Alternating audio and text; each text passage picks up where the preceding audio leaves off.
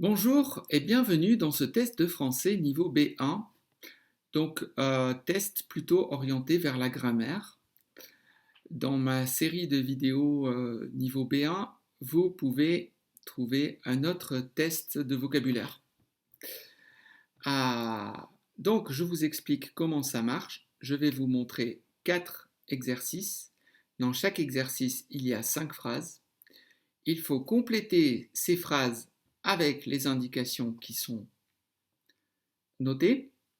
Donc, exemple, si dans une phrase il y a un verbe avec écrit à côté subjonctif présent, vous devez mettre le verbe au subjonctif présent. C'est un exemple. Vous avez 90 secondes pour faire chaque exercice. Et à la fin, nous verrons les corrections et les résultats ensemble. Prenez une feuille de papier et un stylo. Avant de commencer, je vous conseille de ne pas réécrire, ne réécrivez pas les phrases, ça sera trop long. Et si je laisse du temps pour que vous réécriviez chaque phrase, ça va faire une vidéo de 40 minutes donc, ou plus. Donc je ne veux pas faire trop long non plus. Donc pour chaque exercice, écrivez juste les mots qui manquent sur une feuille de papier. Donc prenez un papier, un stylo ou un cahier, un stylo. Et j'espère que tout est clair. On commence exercice 1. Vous avez 90 secondes. Il y a juste une chose que je veux vous dire sur cet exercice. On n'a pas commencé, je n'ai pas commencé à mettre le minuteur. Donc le minuteur est ici. Dans la phrase 5, il est évident qu'il y a plusieurs variantes possibles. Ce que je veux dans la phrase 5, c'est un synonyme ou un équivalent de l'expression le jour suivant. Donc je sais qu'ici on pourrait mettre le samedi et puis ensuite le dimanche, c'est très facile. Ici l'expression attendue dans la phrase 5, c'est le jour suivant. Attention, bon j'espère que c'est clair pour la phrase 5, en tout cas, 90 secondes pour faire cet exercice. Top, on y va.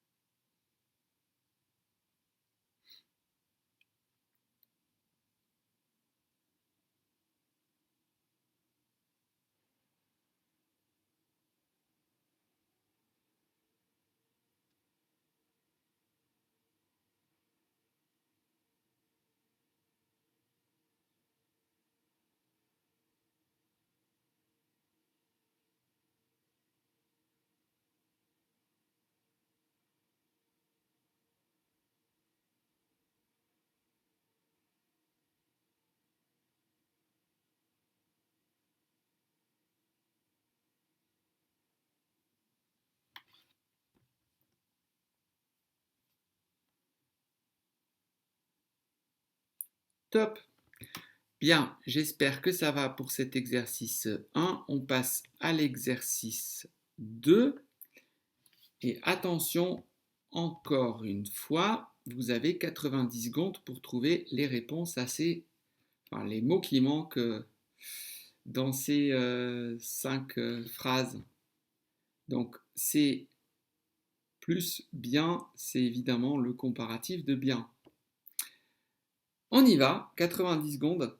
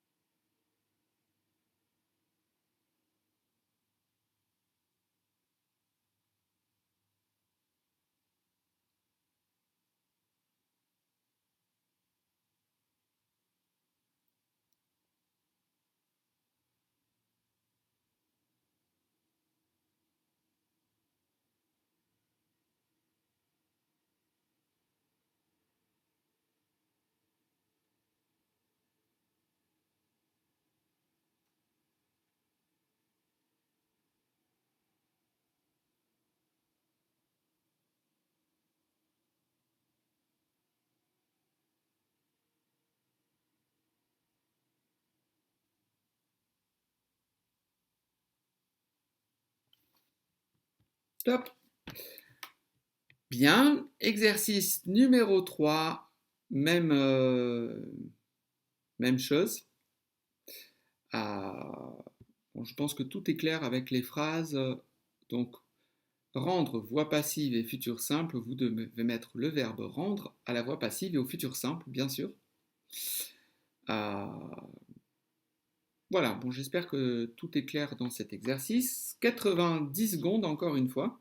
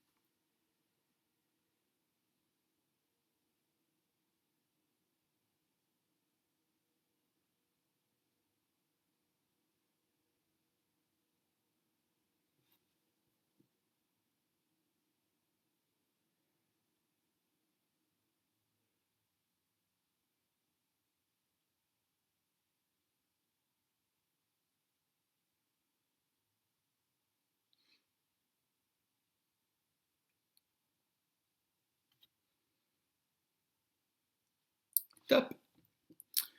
Bien. Et exercice numéro 4. Encore une fois, je pense que tout est clair. Ici, tout devrait être clair. Donc, vous avez 90 secondes. Top, on y va.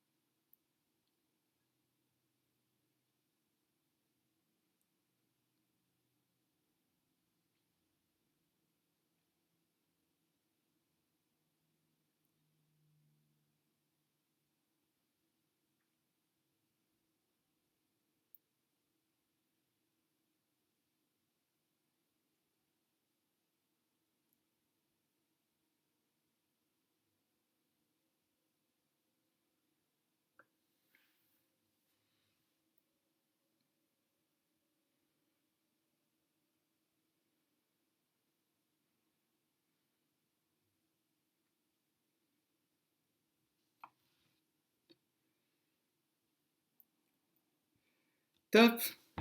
Bien. Donc, c'était la fin de l'exercice. Je mets mon téléphone de côté. Et correction. Donc, j'ai pris les thèmes qui sont dans ce test correspondent à ce que l'on voit en grammaire au niveau B1 en général, en français langue étrangère. Correction. Donc, je vous propose de mettre sur pause et de faire les corrections nécessaires. Donc mettez sur pause et puis j'ai quelques petites choses à vous dire dans 5 secondes. 1, 2, 3, 4, 5. Donc j'espère que vous avez déjà corrigé. Je crois en toi, tu vas y arriver, c'est sûr. Donc tu vas y arriver. Là, le pronom y est obligatoire.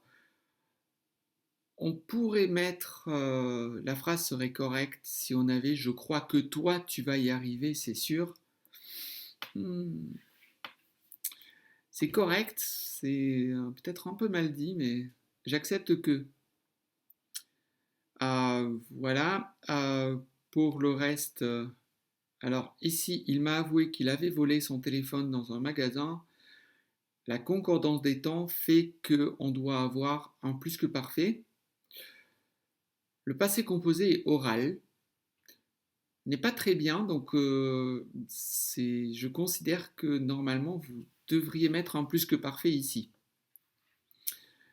Donc 0 si ce n'est pas un plus que parfait. Enfin 0 pour cette question, pour cette phrase. Le samedi, il est parti en voyage. Comme je vous l'ai dit, j'attendais une expression équivalente à le jour suivant. Si vous avez mis le dimanche, vous pouvez mettre 0,5. Mais ce n'est pas très bien parce que c'est bon, c'est facile. Je comprends que c'est correct, mais j'attendais plutôt l'expression le jour suivant. Pas le jour suivant, mais le lendemain, donc synonyme de le jour suivant. Correction 2, exercice 2, pareil, vous mettez sur pause, vous corrigez.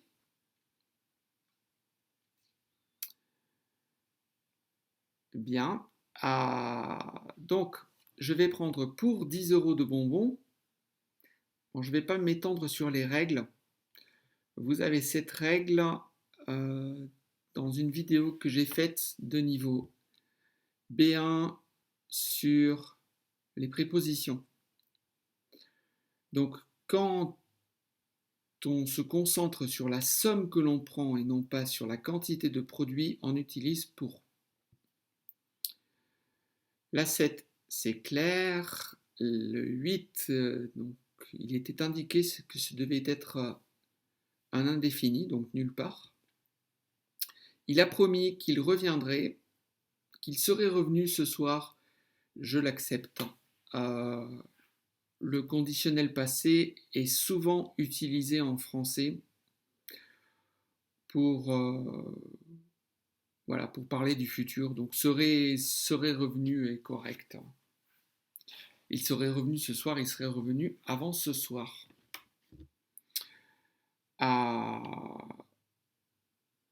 Il est si ou tellement intelligent, bon ça c'est clair. Correction numéro 3, mettez sur pause, faites les corrections nécessaires.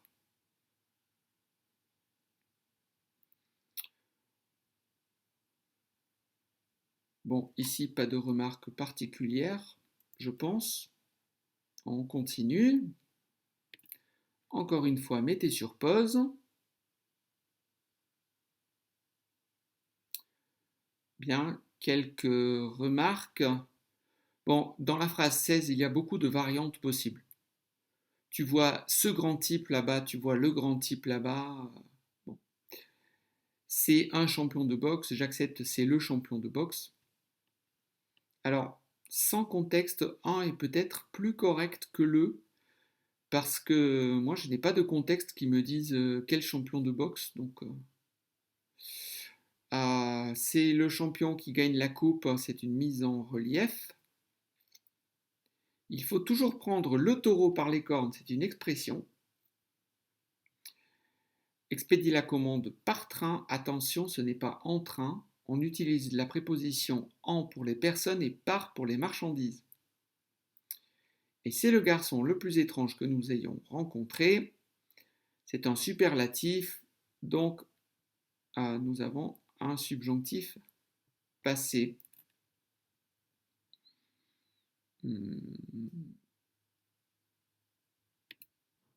Bien, ok.